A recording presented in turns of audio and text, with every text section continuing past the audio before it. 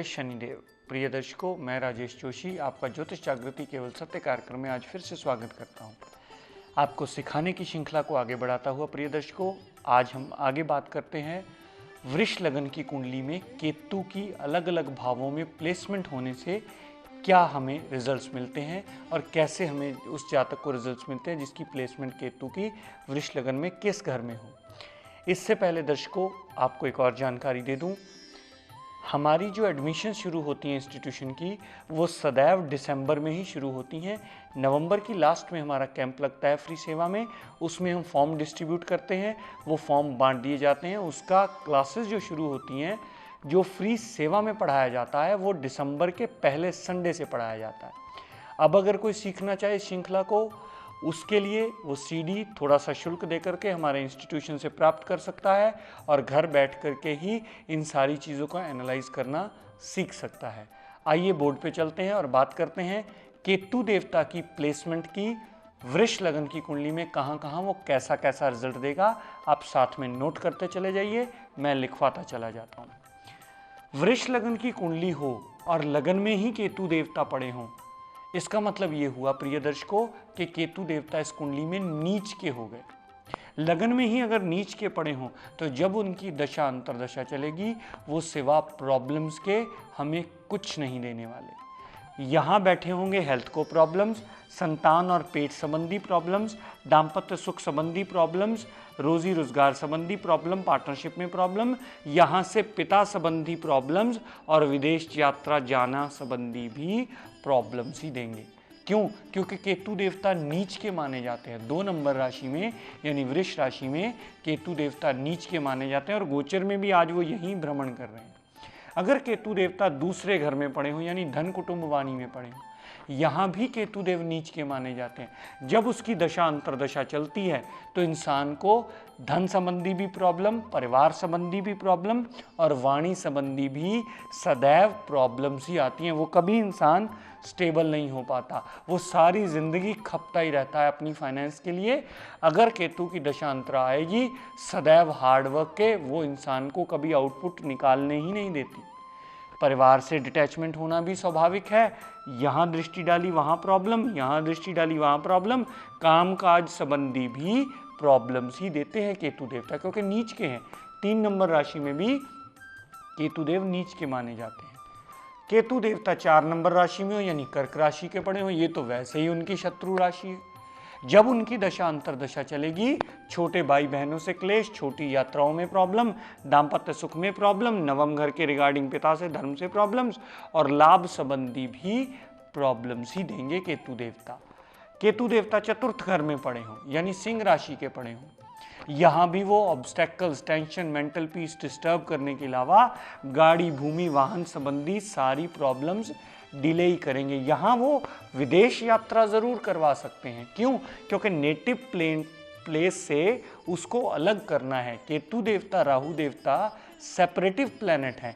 यहाँ अगर राहु केतु की दशा अंतरदशा चलेगी और उसमें जातक विदेश जाना चाहे तो वो इजीली जा सकता है विदेश, लेकिन माता संबंधी प्रॉब्लम, गाड़ी, भूमि, वाहन संबंधी सदैव प्रॉब्लम्स रहेंगी, ऑब्स्टेकल्स बढ़ेंगी, प्रोफेशन में प्रॉब्लम, फजूल का व्यय। 5वीं दृष्टि यहाँ, 7वीं दृष्टि यहाँ, 9वीं दृष्टि यहाँ केतु की पड़ने से इन तीनों भावों के रिगार्डिंग प्रॉब्लम्स ही देंगे। केतु देव कन्या राशि के पड़े हों यानी कुंडली की मूल त्रिकोण में, बुध की मूल त्रिकोण राशि में पड़े हों। अगर कुंडली में बुध अच्छे हो गए तो केतु देवता इस कुंडली में बहुत अच्छा फल देंगे। अनसर्टेन गेन दिलवा सकते हैं, अनसर्टेन पैसा दिलवा सकते हैं, स्टमक संबंधी प्रॉब्लम जो होंगी वो दूर हो जाएंगी, पिता से रिलेशंस बहुत अच्छे बने रहेंगे, लाभ होगा और पर्सनैलिटी में एक नई लुक आएगी और वो बहुत अच्छी होगी, सब लोग उसको लाइक करेंगे। बुद्धि बहुत अच्छे तरीके से चलेगी, ज्ञान समझ रखता होगा वो जातक जिसका केतु देवता पंचम घर में पड़ा होगा, अगर बुद्ध भी ठीक हुआ तो। अगर केतु देवता छठे भाव में आ गए कुंडली के, कभी अच्छा फल नहीं देंगे, चाहे कोई ग्रह कैसा भी पड़ा हो। अगर केतु देवता छठे भाव में पड़े हुए और उसकी दशा अंतरदशा चल पड़ी इंसान पे, तो सदैव कोर्ट केस, लिटिगेशन, दुर्घटना, मुकदमा, टेंशन, ये सारी चीजें, फजूल का व्यय होना, फजूल की ऑब्स्टेकल्स प्रोफेशन में और फजूल का परिवार के साथ झगड़ा होना तय है, वो यही करवाएंगे आपसे। केतु देवता सप्तम भाव में पड़े हो यानी अष्टम राशि में यहाँ उच्च के हो जाते हैं केतु देवता। यहाँ अगर केतु देवता पड़े हों तो अपनी दशा अंतरदशा में ये बहुत अच्छा फल देंगे। डिग्री वाइज कैपेबिलिटी होना बहुत ज़रूरी है, ये बात ध्यान दीजिएगा। केतु देवता यहाँ पड़े होंगे तो पूरी जिंदगी में जब उसकी दशा अंतरदशा आएगी, यहाँ पत्नी से सुख मिलेगा, पार्टनरशिप से लाभ होगा, डेली वेजेस आमदनी में भी बढ़ोतरी होगी। यहाँ से दृष्टि डालेंगे लाभ में वृद्धि, यहाँ से दृष्टि डालेंगे पर्सनैलिटी में अच्छे के लिए, यहाँ से दृष्टि डालेंगे इंसान की मेहनत करवा करके, छोटी यात्राएं करवा करके भी इंसान को लाभ दे देंगे। अगर केतु देवता उच्च के यहाँ हुए, लेकिन दर्शकों ये भाव गलत आ गया, ये अष्टम भाव है, कुंडली का 8वां भाव। यहाँ अगर केतु की दशा अंतरदशा चली, यहाँ से दृष्टि डाली व्यय पे, यहाँ से दृष्टि डाली धन कुटुंब वाणी पे, यहाँ से दृष्टि डाली माता गाड़ी सुखवान पे, तीनों घरों के संबंधी फजूल की प्रॉब्लम्स चलती ही रहेंगी। यहाँ केतु देवता आने का मतलब है उच्च के तो हो गए, लेकिन अगर भाव गलत हुआ तो यहाँ से दृष्टि जब व्यय पे डालेंगे, पूरी जिंदगी इंसान अपने खर्चे ही नहीं संभाल पाता। कितना आ रहा है कितना जा रहा है, इसी उधेड़ बुन में चलता ही रहता है।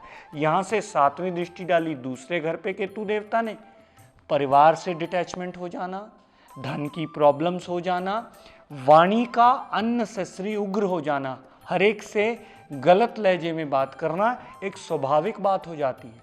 यहाँ से दृष्टि डाली माता गाड़ी भूमि वाहन सुख पे, तो माता से भी प्रॉब्लम्स हो जाती हैं ऐसे जातक को।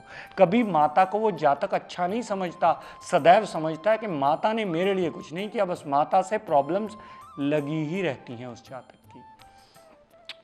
केतु देवता यहाँ आ जाएं यानी शनिदेव की साधारण राशि में आ जाएं, मकर राशि में, कैप्रिकॉर्न राशि में, कुंडली के 9वें घर में। अगर केतु देव यहाँ आ गए और शनिदेव की प्लेसमेंट अच्छी हुई तो केतु देव यहाँ अपनी दशा अंतरदशा में बहुत अच्छा फल देंगे। क्यों? क्योंकि केतु देव अपने अति मित्र के घर में आए हैं और मित्र भी कुंडली में कहीं अच्छी जगह प्लेस्ड है। यहाँ अगर केतु देवता आए हुए और उसकी दशा अंतरदशा चल पड़ी तो इंसान धर्म को मानने वाला होगा, इंसान पिता की बहुत ज़्यादा केयर, रिस्पेक्ट, रिगार्ड करने वाला होगा, पिता की बात को ना टालने वाला होगा, इंसान हायर रिसर्च में इंटरेस्ट रखता होगा, कोई ना कोई ज्ञान की किताबें पढ़ने का शौक होगा उसे। ये चीज़ अच्छे के लिए हो गई अगर शनिदेव की प्लेसमेंट ठीक हुई तो। केतु देव कुंडली के 10वें घर में पड़े हों यानी शनिदेव की ही मूल त्रिकोण राशि में केतु देव केंद्र में आ गए, अच्छा हो गया कुंडली के लिए। धन कुटुंब वाणी पर दृष्टि डाली अच्छा, माता गाड़ी भूमि वाहन पर दृष्टि डाली अच्छा, रोग ऋण शत्रु दुर्घटना पर दृष्टि डाली वो भी अच्छा। क्यों? क्योंकि अगर शनिदेव अच्छे हैं तो केतु देवता इस घर में आपको प्रोफेशनल ग्रोथ बहुत अच्छी देंगे।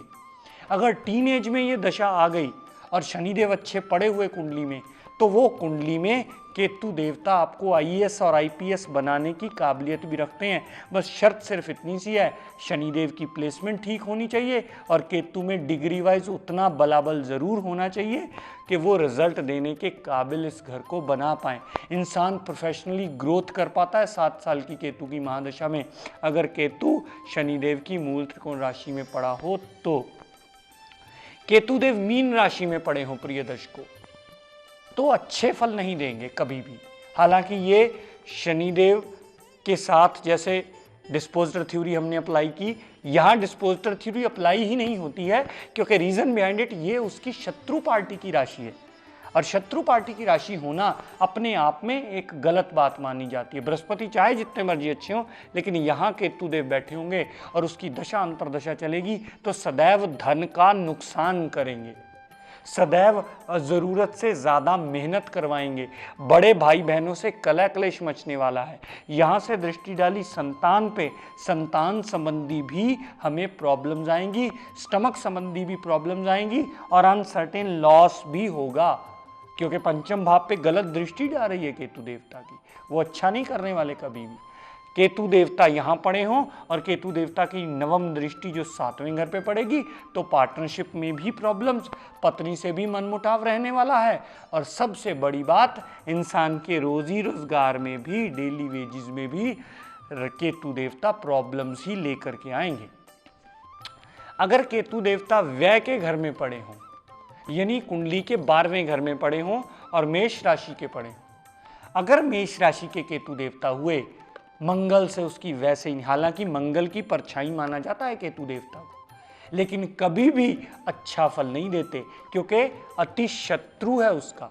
यहां से दृष्टि डाली माता गाड़ी भूमि वाहन से प्रॉब्लम्स, यहां से दृष्टि डाली रोग ऋण शत्रु दुर्घटना में प्रॉब्लम्स, यहां से दृष्टि डाली ऑब्स्टेकल्स फजूल की खड़ी कर दी।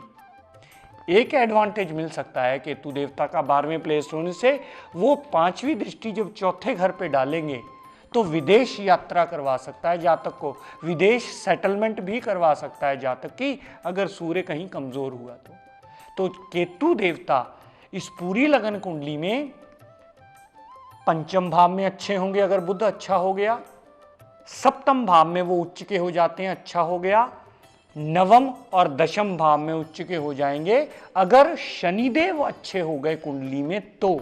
इसको डिस्पोजर थ्योरी कहा जाता है। प्रिय दर्शकों, मैं बार बार ये चीज कहता आया हूं और 12 लगन कुंडलियों तक ऐसे ही कहता जाऊंगा ताकि आप इस चीज को पक्का कर पाओ कि कहां केतु अच्छा देने वाला है फल, कहां बुरा देने वाला है। डिग्री वाइज कैपेबिलिटी जरूर देख लीजिएगा। किसी बात पर आपको कोई चीज समझ ना आती हो तो उसकी कैपेबिलिटी जरूर देख लीजिएगा कि वो प्लेनेट की कैपेबिलिटी क्या है। कैपेबिलिटी के अकॉर्डिंगली रिजल्ट जो हैं वो वेरिएबल होते रहते हैं। किसी को विदेश लेके जाना था, किसी को नहीं लेके गया, किसी को लाभ देना था, अगर वो डिग्री वाइज 0 या 29 डिग्री हुआ तो वो रिजल्ट में कमी पेशी आना स्वाभाविक है। वो डिग्री वाइज आप पक्की कर लीजिए, नोट कर लीजिए, याद कर लीजिए, रिजल्ट उसी हिसाब से आपके जुड़े होंगे। मैंने एक आपको व्यू बना दिया है, ओवरऑल व्यू, रिजल्ट उसी हिसाब से थोड़े बहुत कम, पंजाबी में हम कहते हैं 19-21 हो सकते हैं और वो 19-21 आपको एडजस्ट करने हैं। वो कुंडली टू कुंडली वेरी करेंगे। हर एक कुंडली में degree wise capability Rahu Ketu की अलग अलग होगी। प्रिय दर्शकों, आज अपनी वाणी को यहीं विराम देता हूं। आज के लिए आपको टिप ऑफ द डे देता हूं, बड़ा इंपॉर्टेंट है, नोट कर लीजिए। हमारे समाज में हम लोग अपने दिनचर्या में सारा दिन भागते हैं, सारा दिन काम करते हैं, सारा दिन 10-20 लोगों से मिलते हैं क्योंकि हमें अपनी आर्थिक स्थिति को उतना मजबूत रखना होता है कि हम अपनी जिम्मेवारियां निभा पाएं। लेकिन जो हमारा शयन कक्ष होता है यानी बेडरूम होता है, जो हमारा बेड होता है, अगर हम अपने बेड को सही ढंग से बना पाएं या उसके अंदर दराज ठीक ढंग से रख पाएं या सोने की दिशा ठीक ढंग से कर पाएं या उसके अंदर जो वर्जित चीज़ होनी चाहिए, जो आज का main tip of the day देने जा रहा हूं, उसके अंदर शीशे नहीं लगे होने चाहिए। यानी जिस दिशा में आप सर करके सोते हैं, सामने पाँव की तरफ शीशा है या पीछे की तरफ शीशा है, तो वो शीशा आपकी बॉडी की एनर्जी को उसी जगह रोटेट करता रहता है। वो नेगेटिव ऊर्जा जो सारे दिन में आपने 20 लोगों से मिल करके बॉडी में इकट्ठी हुई है, टेंशन और नेगेटिव ऊर्जा, वो वहीं की वहीं रोटेशन में रहती है, वो कभी कंप्लीट नहीं हो पाती, वो कभी उससे निकल नहीं पाती। इसलिए जब भी अपने बेड बनवाएं या जब भी अपना बेड नया लेने जाएं मार्केट से, तो कभी भी याद रखें कि एक तरफ भी या दूसरी तरफ कोई भी ऐसी जगह ना बनी हो जहां शीशे लगे हों, ताकि वो आपकी नेगेटिव ऊर्जा को वहीं ना घुमाता रहे। आप रात को सोएं तो सुबह फ्रेश होकर उठें। अगर शीशे होंगे तो कभी इस तरीके से वो आप सो नहीं पाओगे, वो सदैव दिक्कत परेशानियां देगा। तो शीशे वाले बेड पर कभी ना सोएं, अशुभ ऊर्जा वहीं घूमती रहेगी। प्रिय दर्शकों, आज इतना ही। मैं शनिदेव से प्रार्थना करता हूं और मंगल कामना करता हूं कि शनिदेव हम सब पर अपनी कृपा दृष्टि, दया दृष्टि सदैव बनाए रखें। जय शनिदेव।